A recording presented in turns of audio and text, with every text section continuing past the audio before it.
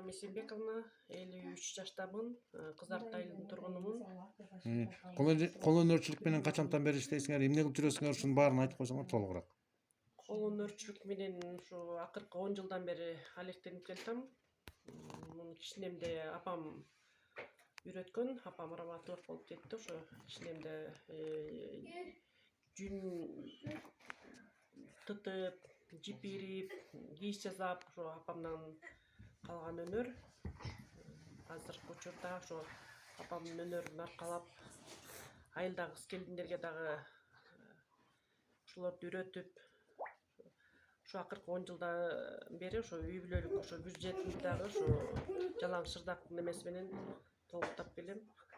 Ошо жакшы киреше болот экен. Үй бүлөлүк ошо киреше булагынын бири ошо кол өнөрчүлүгү.